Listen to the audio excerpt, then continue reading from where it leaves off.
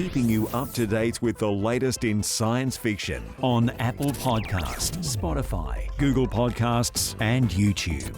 It's the news with Matt Miller.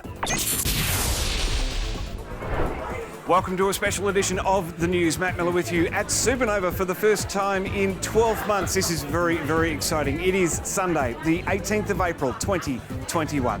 Can you buy me a coffee, please? Or sign up for membership for the Trekzone Anthology series. All the details at the Trekzone/support. Now, let's dive in.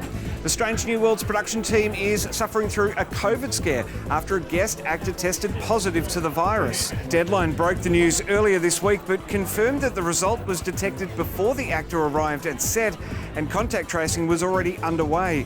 No other cast or crew have tested positive so far, and while Discovery and Strange New Worlds are currently filming in Toronto, they are filming at separate studios. Other shows including The Flash, The Witcher and Chicago Fire have all had to halt production temporarily over the past few months, so this just goes to show the world we live in at the moment.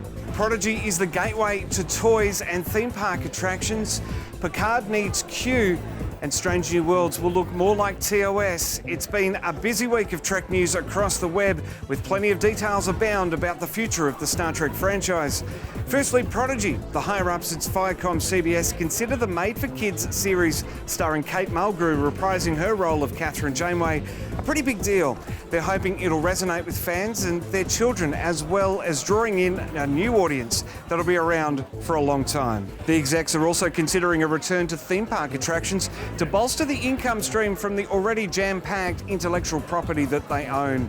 Meanwhile, Variety has published a cover story on how big IP is driving the streaming wars, with Alex Kurtzman offering his opinion that the line between movies and TV is gone, elaborating that you can still have features, but if they aren't connected to the TV series in some way, you're running two universes in parallel, and that's running a risk of cancelling any messages each of them may be making. And Akiva Goldsman has spoken with The Hollywood Reporter, saying that Q's relationship with Picard is significant, with the Omnipotent being a lightning rod for connectedness, which will play a key part in Season 2.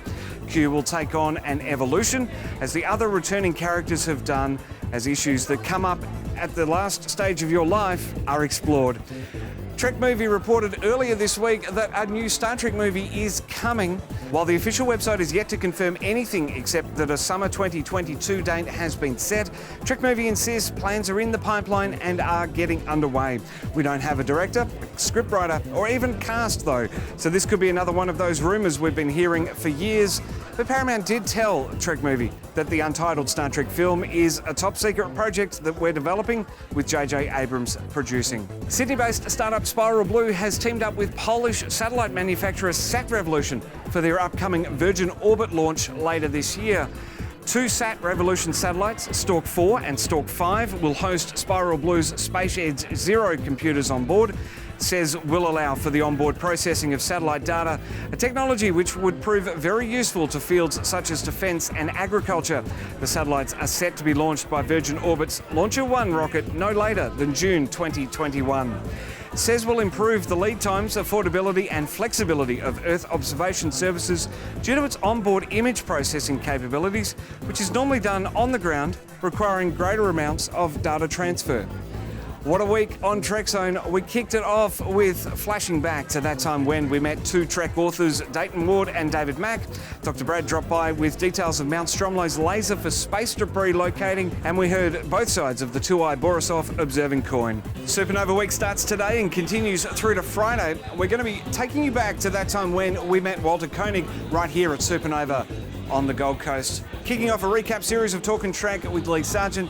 And here at Supanova, we're going to be checking in with Stuart McKenney's table and asking him about drawing comics and what 2020 has been like for him with the lockdowns and the shutdowns across Australia. Don't miss a moment, subscribe and ring the bell to our YouTube channel. Subscribe to our podcasts on your favourite app. And of course, follow Trekzone on Twitter.